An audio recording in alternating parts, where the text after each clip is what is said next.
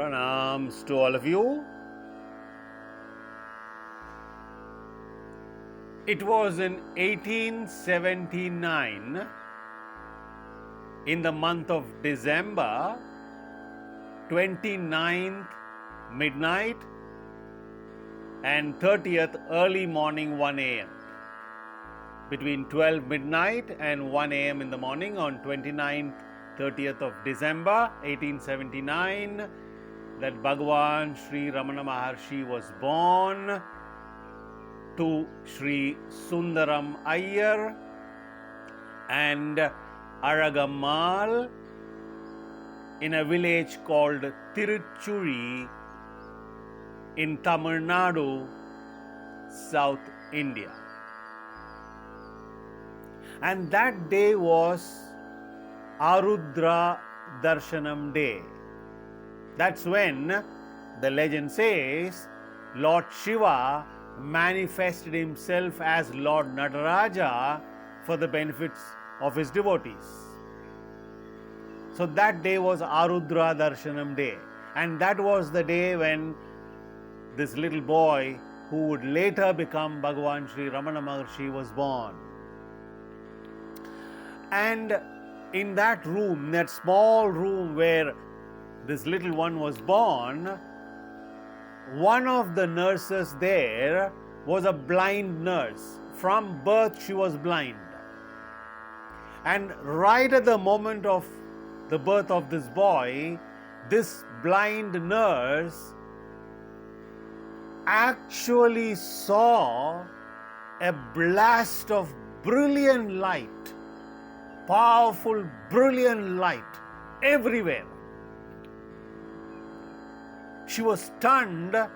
She couldn't understand what's going on, but intuitively she felt that this boy who was born just then is going to become one of the greatest. And later on she told this to Aragammal that your son who was born now will be very great one day. So the parents, Sundaram Iyer and Aragammal, named this boy, this little boy, Venkataraman. Like every child, he was very playful, more interested in play, even those young days. And it was one day, when he was around 6 years old, around that time, and he didn't know, being a child, he took some of the, papers from the shelf of his father, Sundaram Iyer, who was a pleader, an advocate, some of those legal papers, and this boy didn't know. He just made boats out of those paper and went to play. But then later on, when his father found out he has taken all his legal papers and so on, he got literally angry and he was,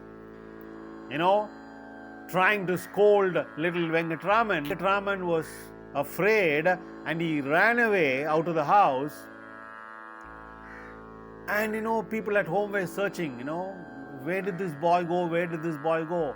Much later they found this little 6-year-old Venkataraman hiding behind Lord, Goddess Ambal's statue in a temple called Bhuminatha temple, which is there very close to his home. So Venkataraman was hiding behind, the mother for fear of his father. That's where, he found solace. And as the years rolled on, he went to Dindukkal, another place in South India, Tamil Nadu, for his education.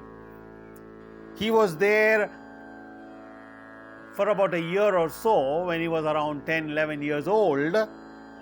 And it is at that time when he was around 11, 12 years old, his father dies.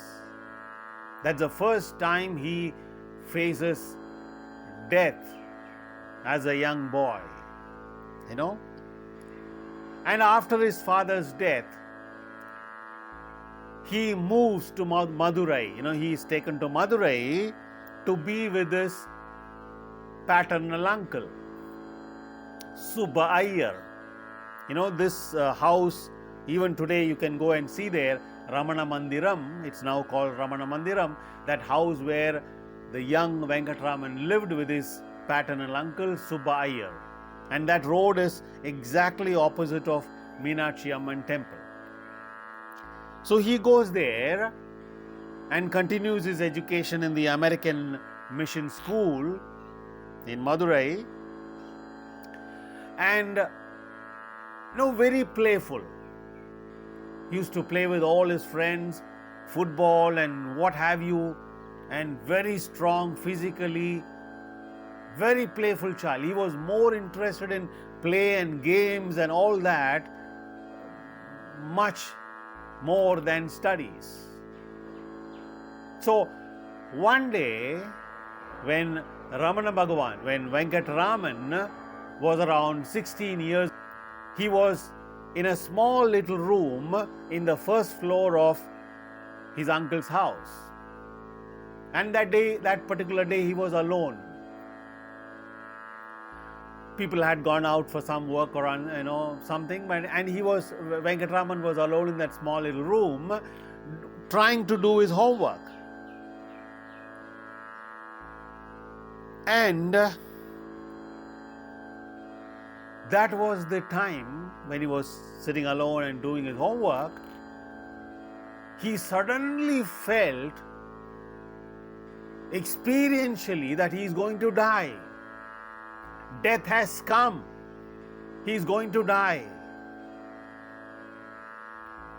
And this fear of death gripped this young Venkataraman. 16 years old Venkataraman. And he was about to, call somebody, but then he decided, no, I will not call anybody. Let me face what's going on directly myself. So he didn't call anybody, his family members or, help from a doctor. No. The death came, the death experience came, and you know what he did? There was a cot, He lied down on the cot, stiffened, tightened his body as if, the body is gone, is dead, and it has become stiff. So he stiffened himself, tightened all the muscles of his body, and inwardly became very, very alert. Right? Because that fear of death was not just a thought, it was real.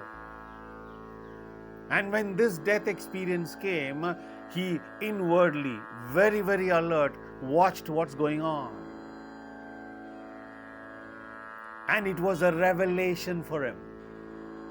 Thinking had stopped, all bodily movements had stopped, and he was inwardly very, very alert, fully aware and conscious.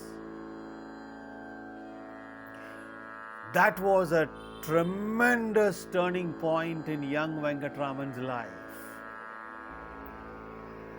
And later on, much later on, young Venkataraman narrated that experience of his in Madurai. In his own words, in Tamil, which is translated into English.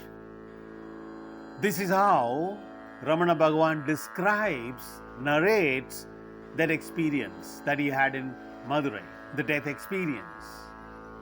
I'm going to read. I don't want to miss those words, so I'll read it. The English translation of what Ramana Bhagavan narrated in Tamil. It was about 6 weeks before I left Madurai for good that the great change in my life took place. It was quite sudden. I was sitting alone in a room on the first floor of my uncle's house. I seldom had any sickness. And on that day, there was nothing wrong with my health. but a sudden violent fear of death overtook me. There was nothing in my state of health to account for it. And I did not try to account for it or find out whether there was any reason for the fear. I just felt I am going to die and began thinking what to do about it. It did not occur to me to consult a doctor or my elders or friends. I felt that I had to solve the problem myself, then and there. Bhagavan's own words. The shock of the fear of death drove my mind inwards, and I said to myself mentally, without actually framing the words, now death has come. What does it mean? What is it that is dying? This body dies, and at once dramatized the occurrence of death. I lay with my limbs stretched out, stiff, as though rigor mortis had set in, and imitated a corpse so as to give greater reality to the enquiry.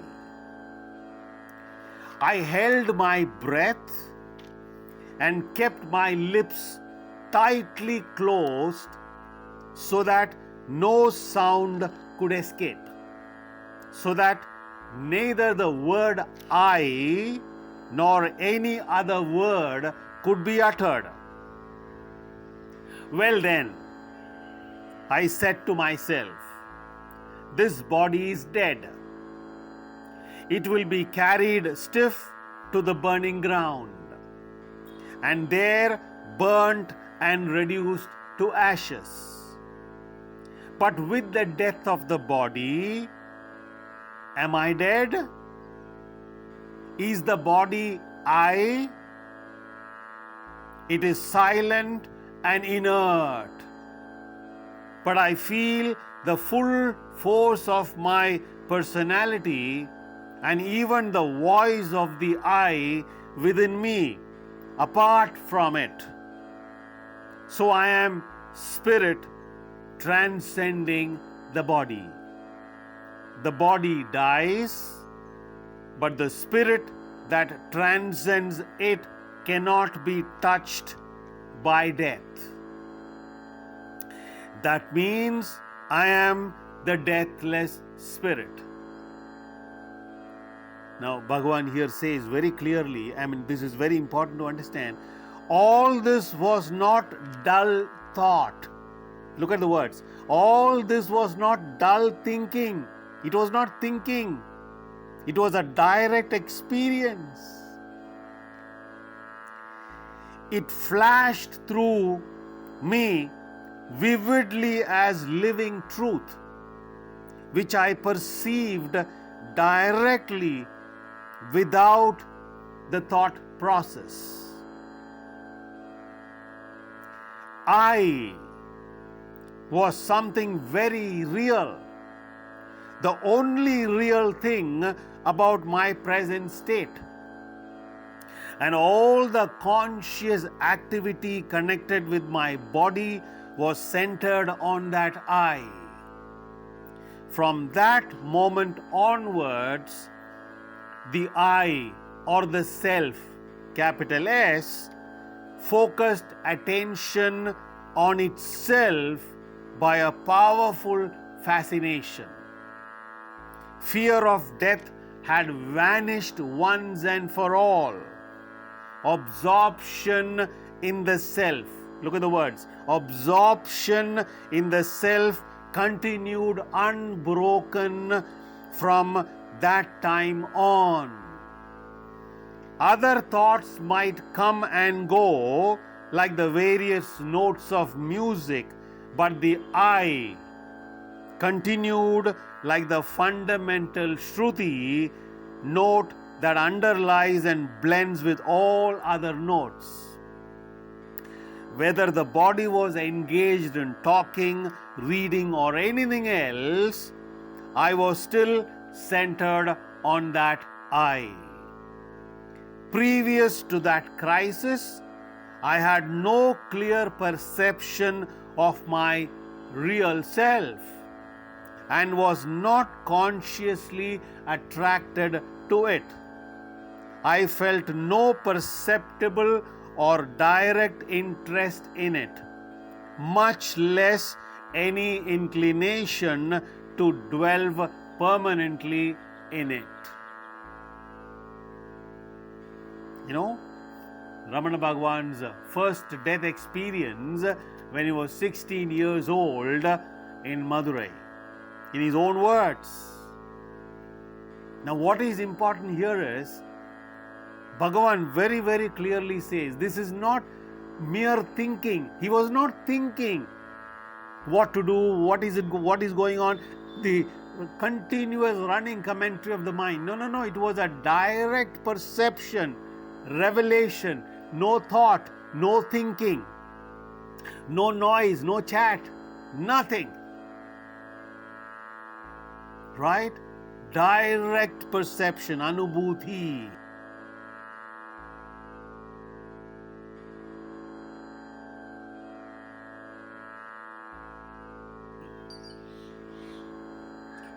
So, what happened after Venkataraman's death experience? I want to read out, from Bhagavan what he said, what happened after the death experience in Madurai. In his own words. Of course, he spoke in Tamil, which was translated into English. I will just read out because again I don't want to miss any of those very beautiful words. Okay? So, the consequences of this new awareness were soon noticed in my life. In the first place, I lost what little interest I had in my outer relationship with friends and relatives, and went through my studies mechanically.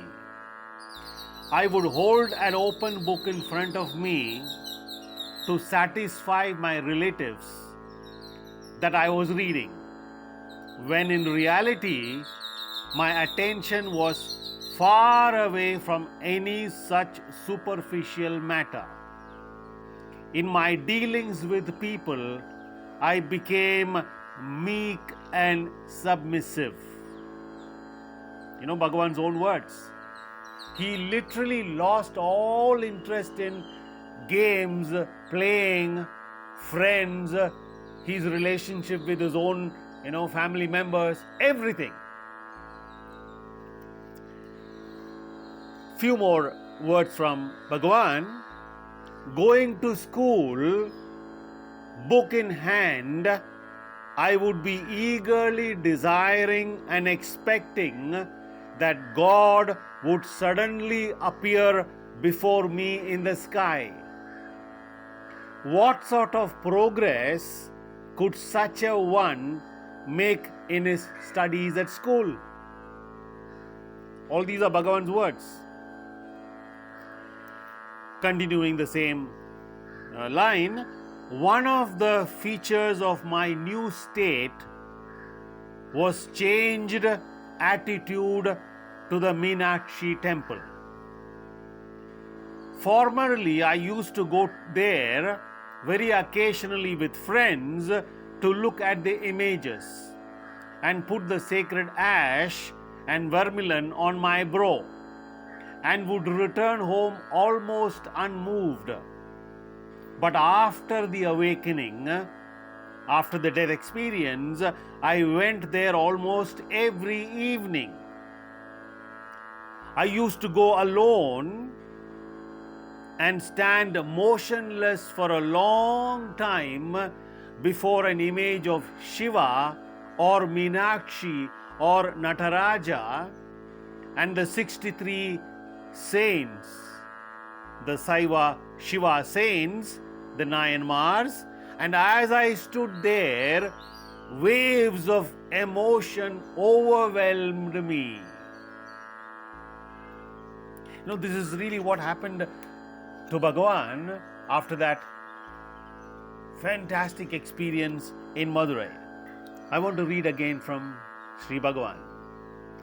The soul had given up its hold on the body when it renounced the I am the body idea, and it was seeking some fresh anchorage. Hence, the frequent visits to the temple and the outpouring of the soul in tears. This was God's play with the soul. I would stand before Ishvara, the controller of the universe and of the destinies of all, the omniscient and the omnipresent, and sometimes pray for the descent of His grace upon me, so that my devotion might increase and become perpetual like that of the 63 saints. More often I would not pray at all, but silently allow the deep within to flow on and into the deep beyond.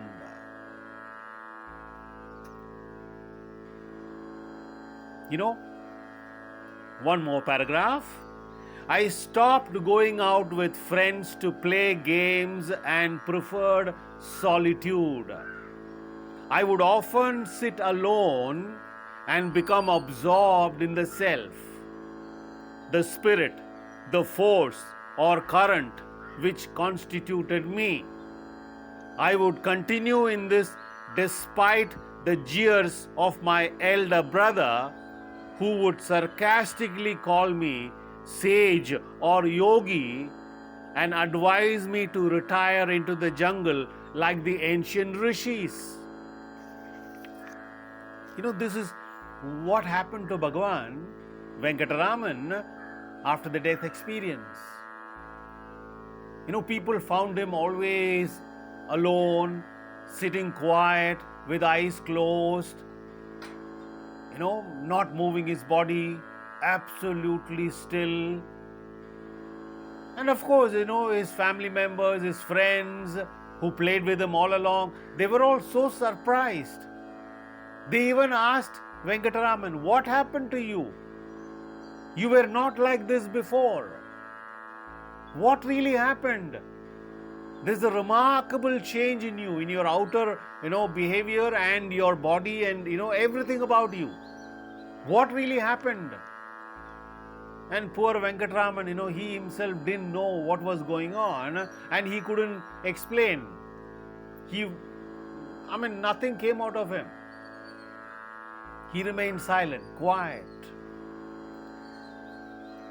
And one day, as he was sitting in his usual posture, quiet, eyes closed like a yogi, his elder brother, Nagaswami, came along and saw Venkataraman sitting like that with his books open and, in front. And now Nagaswami, looked at Bhagavan and said, what use is all this to such a one? Meaning, what is the use of all these, studies and books, all that in front, and whatever else that is going on, to a person who is always immersed in silence, in stillness, sitting like a yogi? What is the use of all this? Then and there, those words of his elder brother Nagaswami went straight deep into Venkataraman's heart, and then and there the decision came that he has to leave. Right at that moment, Venkataraman realized the depth of his brother's words. And you know what he did? He told his elder brother Nagaswami that he has a special class in the school, so he has to go. Right? The decision has already come that he has to leave everything and go to wherever that Supreme leads him. At that moment, his brother Nagaswami said, since you're going to the school, go down and in the box you will find 5 rupees. Take that and pay my college fees and you can finish your studies and come. And somehow, the word Arunachala, the sacred chanting of Arunachala was going on, and that was the only thing that was in his mind. Arunachala, somehow I have to go there. And from an old atlas which was there in his home, he found out that the train fare to Tiruvannamalai from Madurai would be about 3 rupees. So he took only 3 rupees and the balance 2 rupees he kept it there and wrote a beautiful note.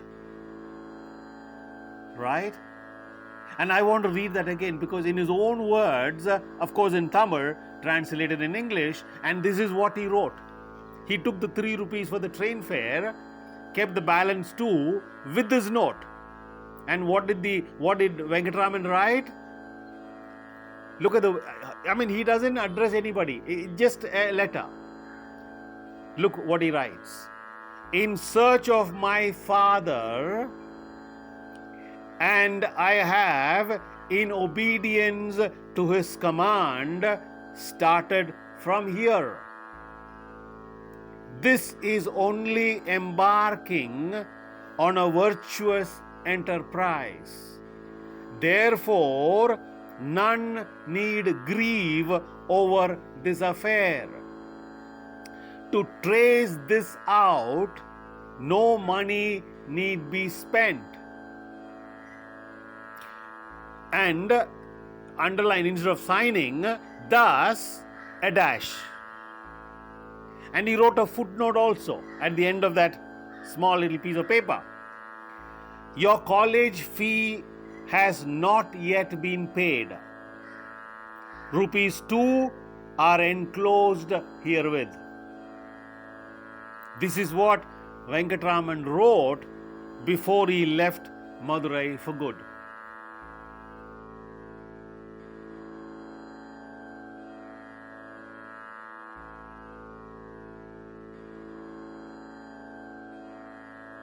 And he goes straight to the Madurai railway station, and all that he knew was, looking from the map, and what he found out was the place called Dindivanam, again in Tamil Nadu.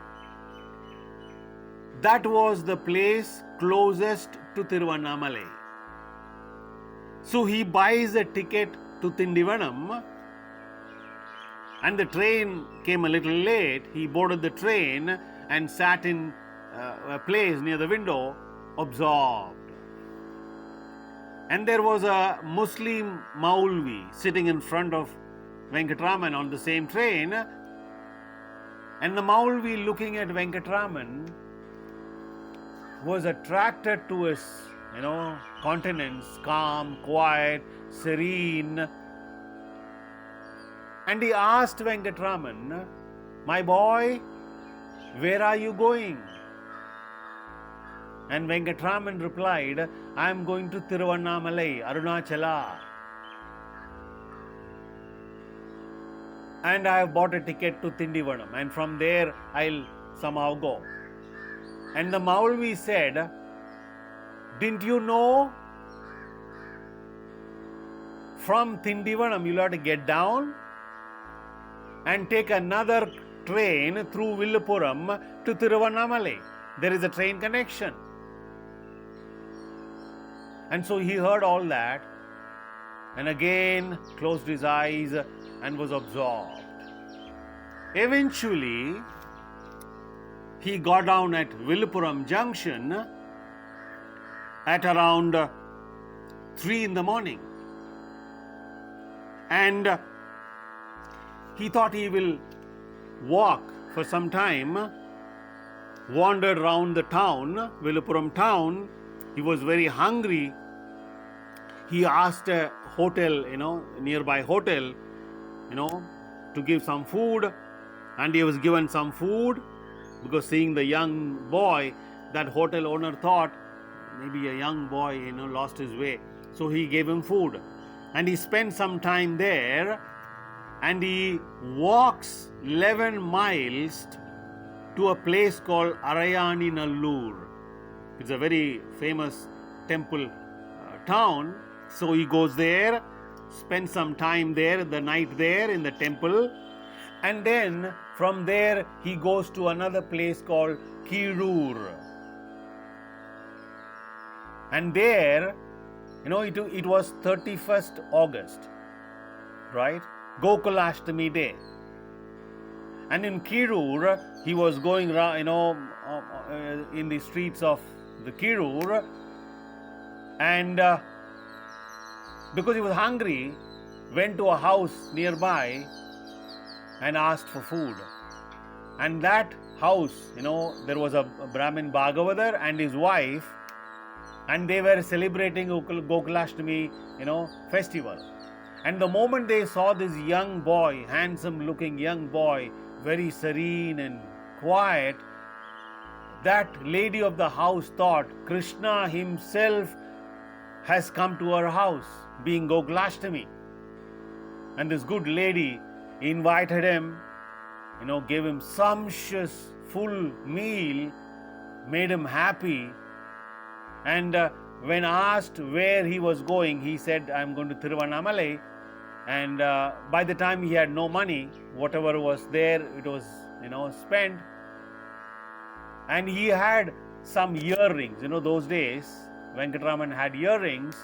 So he removed them and gave it to the Bhagavatar and requested him to give him some money as train fare to go to Tiruvannamalai. So he leaves that earring with the Bhagavatar, and Bhagavatar gives him some money, and with that he goes to the railway station and takes a train to Tiruvannamalai. So on the 1st of September 1896, after 3 days leaving home, he arrives in Arunachala, Tiruvannamalai. So with this, we come to the end of part 1 of this video on the life and teachings of Bhagavan Sri Ramana Maharshi. The rest of the story, after he reaches Tiruvannamalai, what happens after that, we will take that up in the second video. Right? Thank you. Pranam.